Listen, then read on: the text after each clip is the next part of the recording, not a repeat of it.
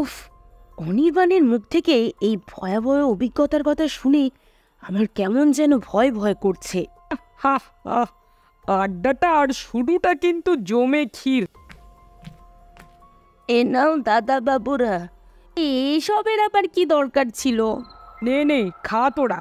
এতদিন পরে এসেছিস, আড্ডার সাথে চা না থাকলে কি আর আড্ডাটা জমে? আহ আহ, তাজা বলেছিস। তা চল না, সামনে তো দুদিনের ছুটি।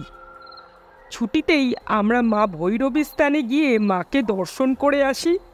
কথাটা মন্দ বলিসনি। তাহলে চল, এই ছুটিটাকে কাজে লাগিয়েই আমরা বেরিয়ে পড়ি। এই বলে 3 বন্ধু গাড়ি নিয়ে পরের দিনই বেরিয়ে পড়ল ভূতনাথ গ্রামের উদ্দেশ্যে। সেখানে আছে সেই মা ভৈরবীর ভয়ঙ্কর মূর্তি। অনেকদিন বাদে আবার আমরা একসাথে কোথাও যাচ্ছি, এটা ভেবেই তো আমার বেশ ভালো লাগছে। অফিসের যা কাজের চাপ, বহুদিন পর এই খোলা হাওয়াতে একটু নিঃশ্বাস নিতে পারছি। সবই মায়ের ইচ্ছা। জয় মা ভৈরবীর জয়। অনির্বাণ গাড়িটা একটা পিল্লাই রাজবাড়ির সামনে থামালো। বাবা, এইরকম গ্রামে এত বড় রাজপ্রাসাদ! তা দেখে তো মনে হচ্ছে এখনো কেউ না কেউ থাকে। এমন সময় বাড়ির ভেতর থেকে এক বয়স্ক লোক বেরিয়ে এসে বললেন, তোমাদের তো ঠিক চিনলাম না। কলকাতা থেকে আইসো মনে হচ্ছে।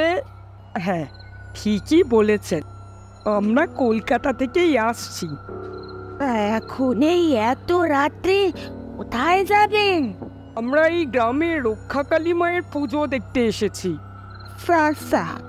তা বেশ, তবে পুজো শুরু হতে এখনো ঢের দেরি। এখন আপনারা চাইলে এই গানে থাকতে পারেন, আপনাদের যত্নে কোনো ত্রুটি হইবে না। মানুষটির এমন সরল ব্যবহারে আমাদের মন একেবারে গলে গেল।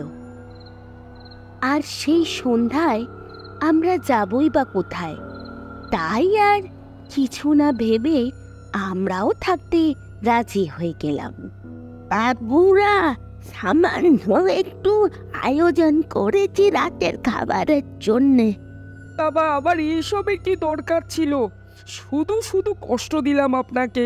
না না, বহু বছর ধরে এবার এখানে আইকলে রেখেছি। আমারও এক মাইয়া ছিল, কিন্তু আজ আর সে নেই। নেই মানে? সে অনেক কথা।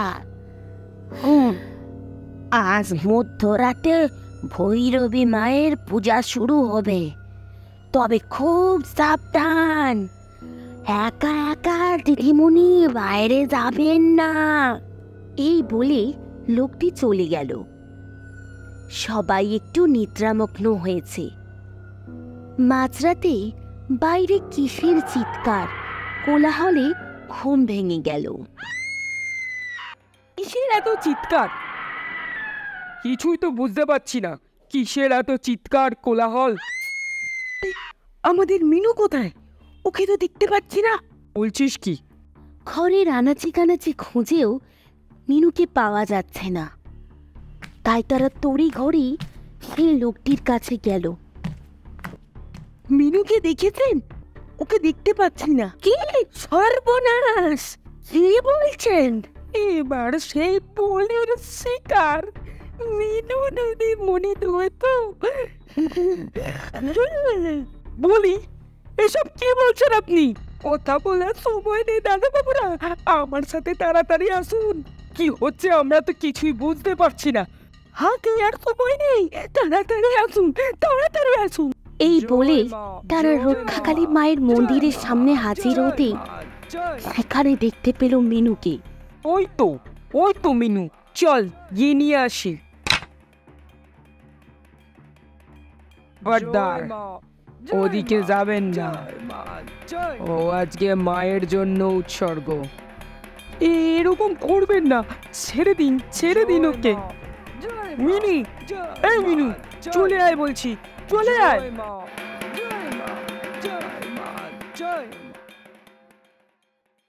জয় মা, জয় মা, সবই তোর লীলা। এবার কাজ শুরু করো।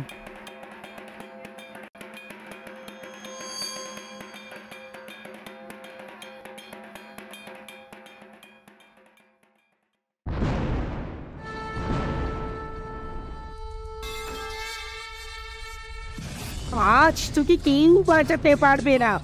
তোর পাপের ঘোড়া পূর্ণ হয়েছে। আমার নামে অনেক নিষ্পাপ মেয়ের প্রাণ নিয়েছিস তুই। আর না, ক্ষমা করে দাও, ক্ষমা করে দাও আমায় মা, ক্ষমা করে দাও। মিনু, ছাড়, ছেড়ে দে। মিনু, শান্ত হ, শান্ত হ বলছি, ছেড়ে দে, ছেড়ে দে।